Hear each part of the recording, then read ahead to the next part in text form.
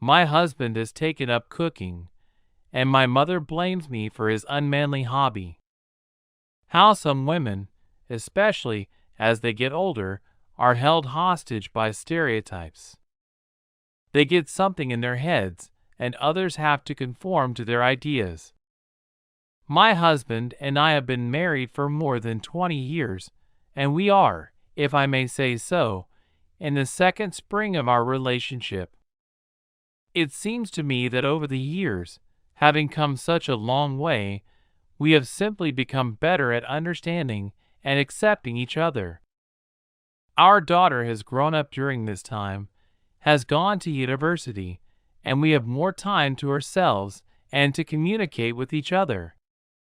While we were forced to stay home a few years ago, Renee became interested in watching culinary shows. I cook well, of course, but not as well as they show. And he got so hooked that my husband started cooking all the time. Simple dishes at first, and now he's making steaks and salads better than I do, and all kinds of delicious baked goods all the time. Renee, if I had not married you 20 years ago, I would definitely agree with you now. I tell him with a laugh when I see another culinary masterpiece. Anyone would be happy to marry me now.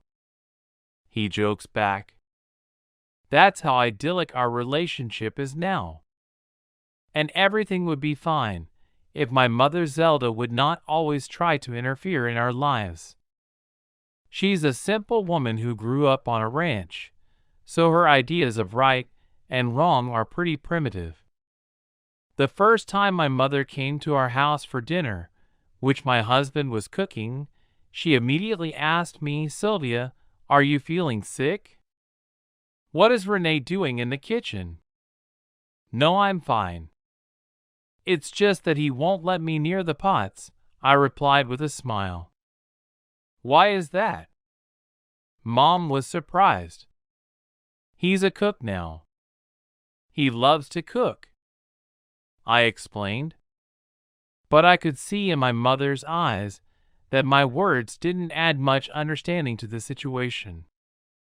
After a delicious and hearty dinner of washing dishes, which the cook had kindly allowed us to do, my mother began to speak again, but in a low voice. "Sylvia, is something wrong with your bedroom?" "It's none of my business, of course." "That's right, it's none of your business. How can you ask such questions?" I was very surprised. "You're going to start asking questions? Why aren't you worried that your husband has gone crazy and started frying pork chops?"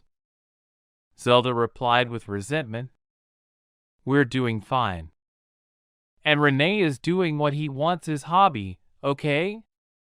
I tried to explain again. "A man's hobby is fishing or hunting, I believe." "And you're still hiding something." My mother pressed her lips together. That's the conversation.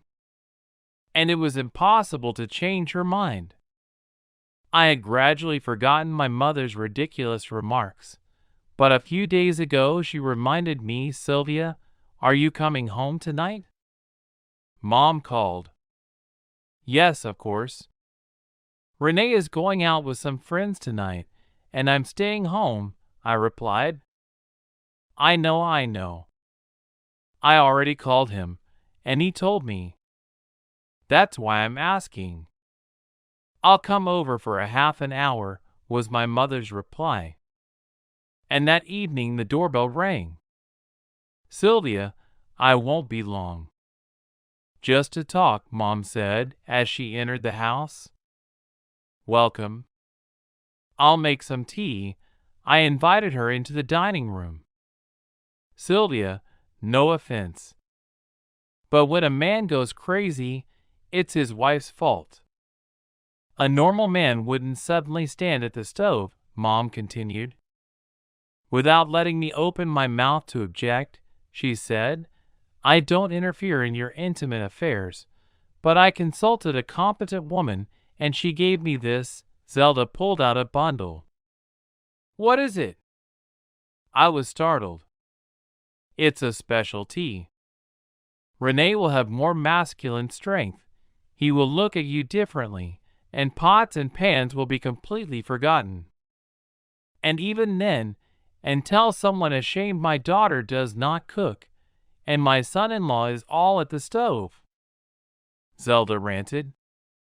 Those were the last words I remembered before I kicked her out the door. But that's just crazy. I decided not to tell my husband. I'm ashamed of my mother's impudence.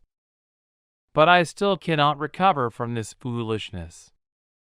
It's the 21st century, and some people are still living with old stereotypes from the past.